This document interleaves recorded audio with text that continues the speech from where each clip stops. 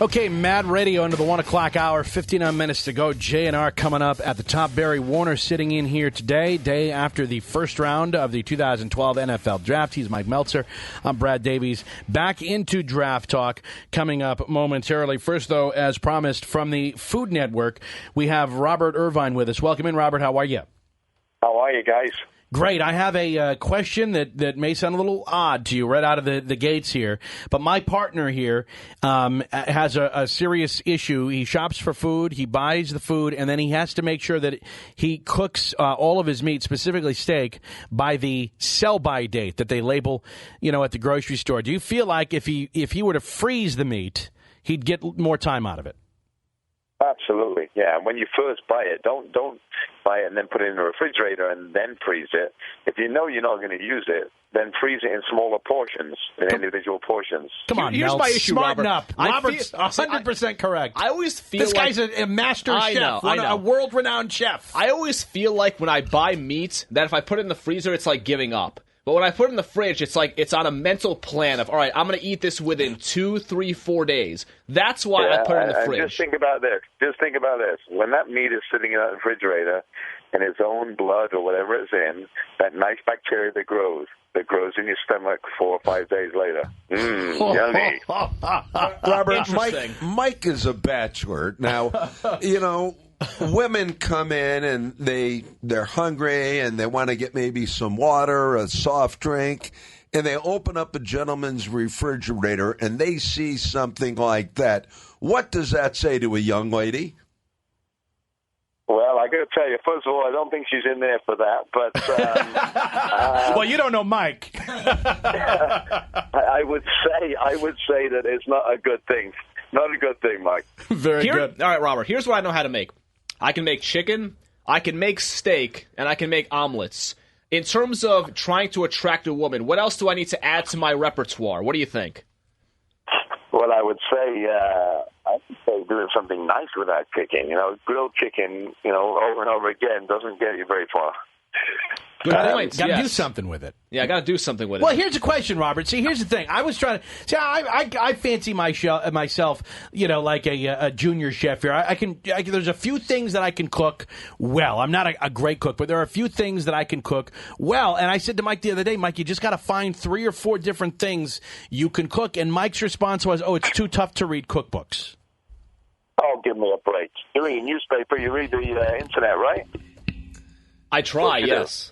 Yeah, let's go on to foodnetwork.com. We get a recipe.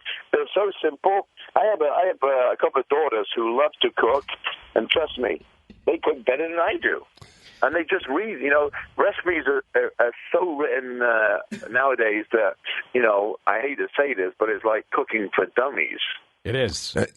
Really Robert, is. are you a sports... They're taking all that stuff out, and, I think it's going to be good. Robert, are you a sports fan at all, sir? Yes, I am. What's your favorite sport that you enjoy watching? Well, I love football or English football or soccer, as we call it here, but I also love baseball. All righty. Now, baseball, based upon what you have heard, is Meltser a complete strikeout, an easy out? Is he a bottom of the lineup hitter? I've got potential. I strike out a lot, but I've got some power. Or is he a guy that has to go down to the minors before he's ready for the show? I think he's got to go to the minors first. Oh, boy, that's a disaster. And he's got to have a good coach to teach him. There you go. You need a coach. I need a coach. If you need a good coach, there's only one coach you need, buddy, and you're talking to him. Right there. You got the guy online. We're joined by Robert Irvine from the Food Network. All right, here's my only issue with these recipes. It's hard for me, Robert, when I look at something on a page to kind of translate to me actually doing something. I need pictures. I am big with pictures. Does that make any sense? Yeah, absolutely. But you know what? When you go online now, you can find these like webisode videos of how to do it step by step. That's what I got to do. That's an excellent point. That's a good point. That's it. That's an excellent point. Just so you know, Robert is big time. Like I said, he is on the Food Network. He was recently in Seabrook at the Pelican Grill, and you did a thing. It's kind of like a makeover for Restaurant Impossible. Can you tell us how that went?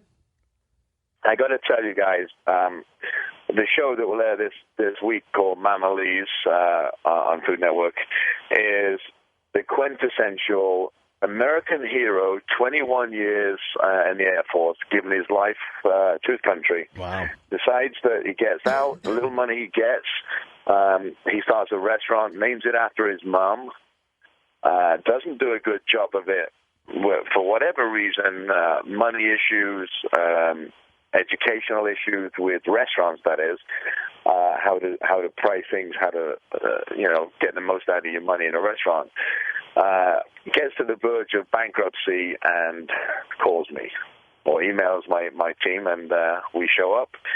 2 days, $10,000 later. But I have to bring in some help on this one. I bring in the kitchen cousins from HGTV.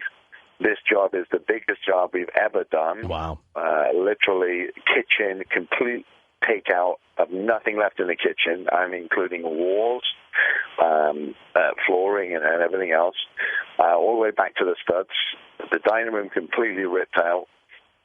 And I got to tell you, it was such an honor to do this for this guy because of what he sacrificed in his life.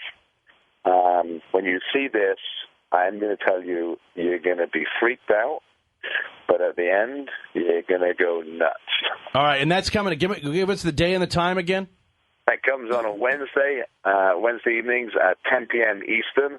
I'm going to be live tweeting Robert Irvine 1 and a lot of stuff on my website, chefirvine.com. I got to tell you, this is the show. Got to check it out. I love watching food shows. I have not seen this one yet, but I definitely will make an appointment with my TV for Wednesday. One more thing. You are engaged to a WWE wrestler. Is that correct? I am, Gail Kim. Gail Kim. Now, 2 weeks we get married, actually. Wow, congratulations. So how did that work out? I mean, you're a world-renowned chef. She's a WWE wrestler. How did your paths cross? Well, actually, we were doing a Dinner Impossible with the WWE, and Gail was one of my sous chefs, and that was almost 3 years ago, actually 3 years ago.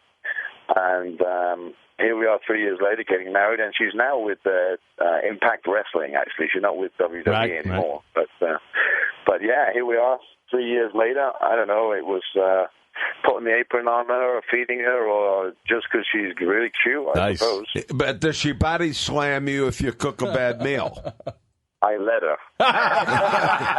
My kind of man. All right. You know what? Hey, I don't keep red meat in the refrigerator for 4 days. It's worked out for you. Hey, before we get you out of here, can you do me a favor? Say hi, this is Robert Irvine from the Food Network, and I say screw 'em. We ask all of our guests to do that. It's a little thing that we put together. Do you mind doing that for us? I'm Robert Irvine, and screw 'em. Say, I'm Robert Irvine from the Food Network, and I say screw 'em. I'm Robert Irvine from the Food Network, and I say, screw 'em. Nice. Terrific with job. The accent. It's fantastic. Great job, guys, Robert. Listen, I'm coming out to your area. I'm doing a Robert Irvine live show very soon. It's going to be a 2-hour interactive show. It's not a cooking demonstration. Oh, we got to get Meltser. We got to get Meltser there. We're going to be there. Seats. All right. We got to get the information. We got to put him on hold and get the information. Yeah, well, we're going to put you on hold. We'll get the information because what we can do would be great. Maybe we can get him in studio to pre-promote or get him on again, Jim, before he comes into town. But then we definitely got to get Meltser on the show.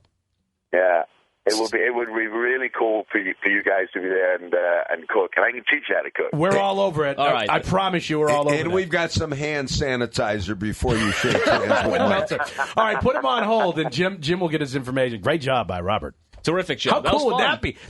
You've got a master chef, a world-renowned chef who is going to teach you how to cook. I'm excited. Come on now. I'm excited. I think you owe all of us a great deal, a debt of thanks. Okay. As always, Jeez. I owe you a lot. You do. Because you're guiding me through life. Well, all my right. God, Meltser. I mean, we care. You're part of our dysfunctional family. Meltser had to run home at noon today. He had to go finish up his flapjacks from this morning because there was a chance. I don't buy flapjacks. They could expire or something.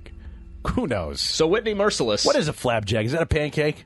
I don't even know why that would come to mind. not Of all sure. things. I don't know. Barry, flapjack? Come on. Pancakes. It is? Yeah. That's like an old-time term, isn't it? Like Davenport. When you're speaking about the couch, call it a Davenport. That is not a phrase I'd use. Well, it's because you're only 26. That's true. 70 years ago. Mike Davenport. Yeah. All right, we're going to discuss Davenports and other... no, not really. We're going to talk draft, obviously, coming up here. 713-572-4610. We'd love to hear from you. Whitney Merciless, newest Texan, rounds 2 and 3 coming up. Who are the best available players still on the board, and who will the Texans go with? Barry Warner hanging out with MaD Radio. He's Mike on Brad on Houston Sports Leader, Sports Radio 610.